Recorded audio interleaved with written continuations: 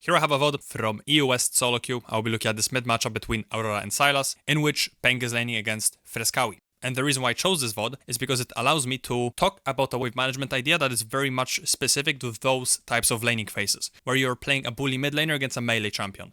And so let me begin right away. I'm not going to focus so much on what's happening here when it comes to wave pooling. As much as I want to talk about wave management, the wave pooling here doesn't do that much, and in order to explain everything regarding it, it would take me way too much time, so I'm gonna glance over that. What I will not glance over, though, is what Peng is doing with the wave, when it comes to wave manipulation and when it comes to setting up the last hits. So, he auto-attacks the first melee minion 3 times. This already I would argue is a mistake, but whatever. It's not too bad quite yet. The problem starts when he's choosing to auto-attack a range minion here, and then not set up any of these last hits. Okay, this leads to 2 problems. The first problem is that because he's spam auto-attacking this melee minion, it means that this melee minion is gonna stay alive for a lot shorter period of time, which in turn makes it so that your melee minions will be a lot healthier than they normally would be. This is especially an issue when this guy just wasted his E in front of you and it just went on a 13-second cooldown, meaning that's gonna come back within the next 9 seconds or so, and therefore, instead of being able to deny this melee minion at a higher likelihood, you might not be able to deny it at all. And then the second mistake that he makes is that he never auto-attacks those melee minions at all, the second and the third. He only attacks the first, and that's a problem because very often, it didn't happen in this game, but that was only due to RNG. What could have had happened is both of those melees dying on the same timer, which is something that you never want to run into when you're the one that wants to look for exchanges with your Q. There's some matchups where you might want to have both of those melees die on the same timer, but this is not one of them. And so what Peng should have done instead is auto-attack this melee minion twice at most, and then depending on which melee minion out of these 2 takes more aggro, you auto-attack that minion once. That's what he should be doing. So that's one problem. The second problem is this range minion auto-attack. A lot of players might not know this, but when you auto-attack a range minion on the first wave, then the entire wave switches aggro onto you. This is not bad or good even of itself, but when you take aggro from this position as Peng, then in turn you make those melees specifically run into you. And this comes with one big problem, which is that now those melees will be very unstable when it comes to their aggro. The more you deviate minions from the middle of the lane to the sides, the more likely the minions are to shift aggro. And the reason why it's bad in this lane is because you have a wave management idea that requires a lot of precision. And more specifically, in this laning phase, you should either go for a second or a first half crash.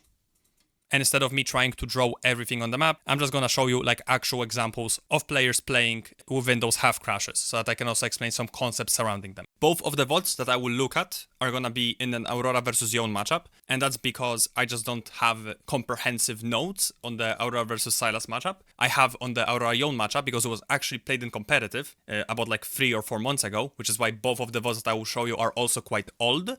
Which doesn't change the fact that all of the wave management concepts will still apply to today. So with that in mind, let's look at how Zika exactly is going to play around his wave management. He's going to make a couple of mistakes, but what I want to focus on is the half crash, okay? So he's going for a first wave half crash in this VOD. He will last hit the last range minion a little bit before 150. Typically, 150 to 151 range is what you should aim for, okay? When going for a half crash on the first wave. In this case, as you see, Zika is gonna kill this minion slightly before 150, and also the minions were very far down the lane from the get-go, which doesn't make it easier.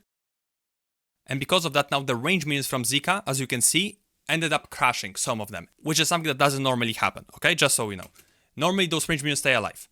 But that's not the main point of a half crash. The main point of a half crash now is that those range minions are gonna be within the turret range of Yon. What does it mean? What it means is that now as those melees die from opposing wave, then Aurora's melee minions will die, but they will not die to the turret by running under the turret, they will die to the range minions. And those range minions will continue to damage them. And so more often than not, you will end up with all 3 of your melee minions dying to the turret with uneven HP, with the uneven HP being caused by the ranges. And the extra advantage that you get out of this into melee champions is that now Yon cannot last hit the melee minions from under the turret, which is where they would normally crash, but he will have to last hit them from these spots right here. So that's like a huge advantage out of a half crash. However, Zika will make a couple of mistakes I want to point out regarding the half crash specifically. The main mistake that you will not see in the next VOD, by the way. The main mistake is that after taking aggro by auto-attacking Yone, which is good to auto-attack him, but after taking aggro, he's pulling minions back.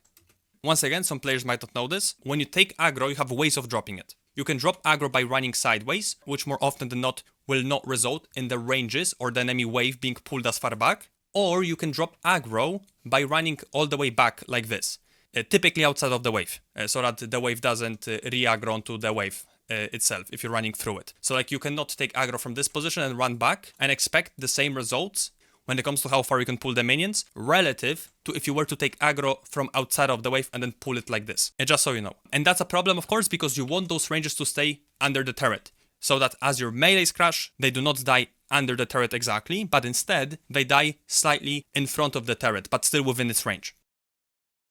And as you will see in both VODs, it gives both an advantage for Aurora in terms of the amount of CS lost by Yone, but also in terms of the amount of damage that she can output thanks to this wave management. And so I will just let the VOD play now. You can see all of the different things that Zika is doing. Once again, he ins the aggro. He pulls them back. He shouldn't be doing that.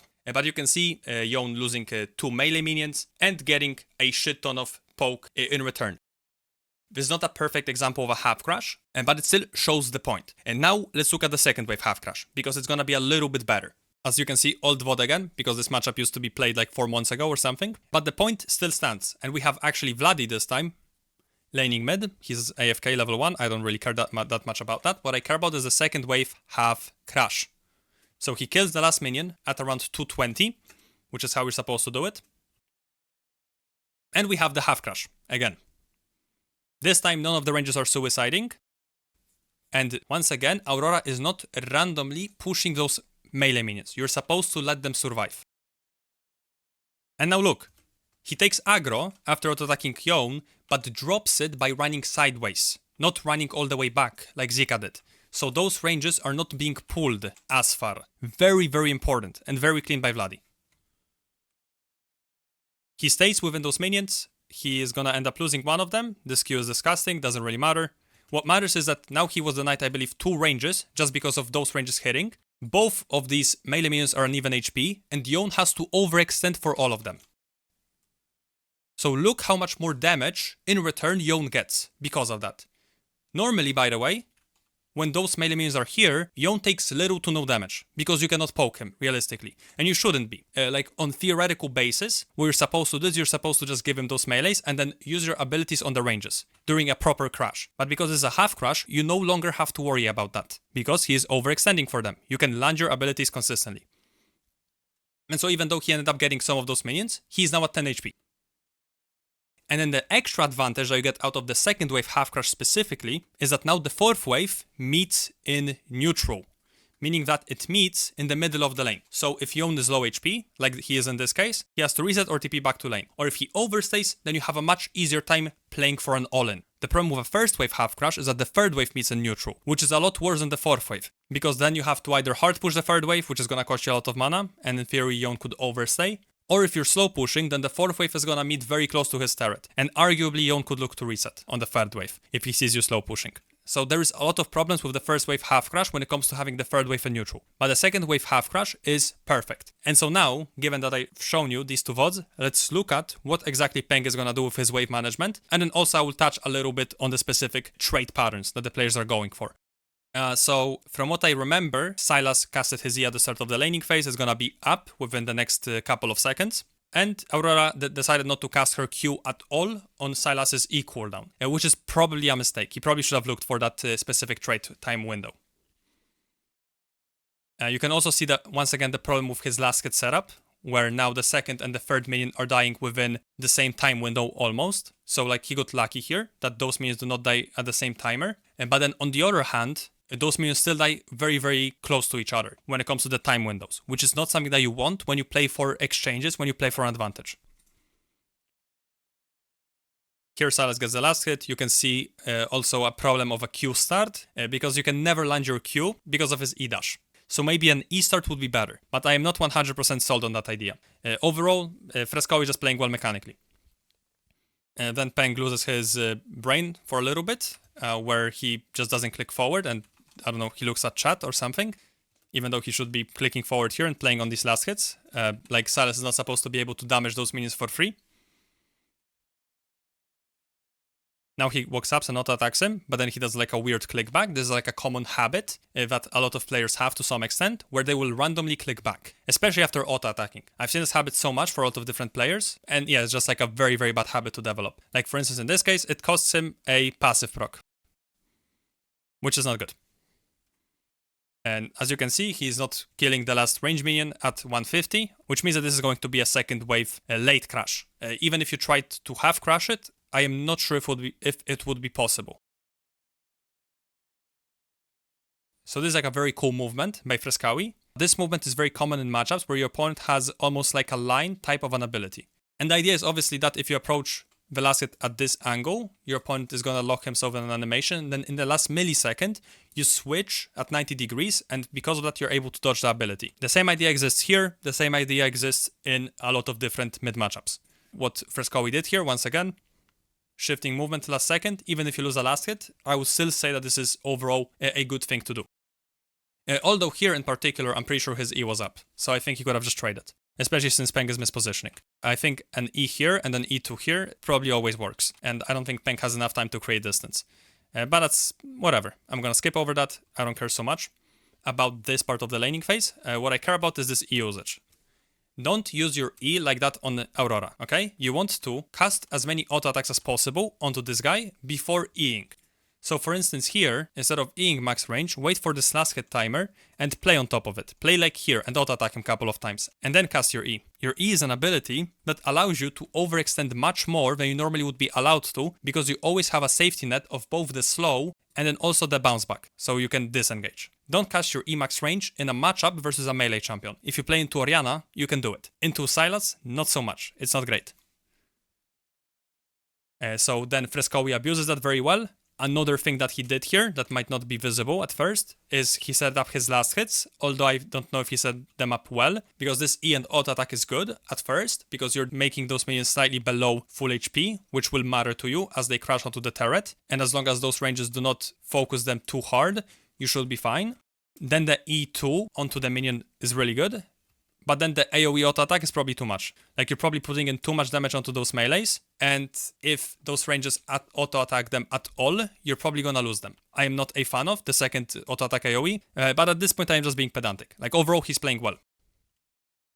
Then we have Peng proccing the passive. He goes for some last hits. He has 3 minions dying on the same timer, and not optimal. I'm not gonna go back to that. I think he got unlucky there with the minion aggro. And now we have the second wave crash. Let's see how much poke we can actually do. So no poke on the melee minions. And minimal poke on the ranges, with majority of the minions being last hit by Sylas. And also he fucked up this exchange overall. I don't know why he played it like that. It's like, this auto attack is good, this auto attack on the turret is good, this Q is good, auto attack is good, but then I don't know why we don't overstay in this position and play with our E and another auto attack. I don't know why he disengaged like full on here.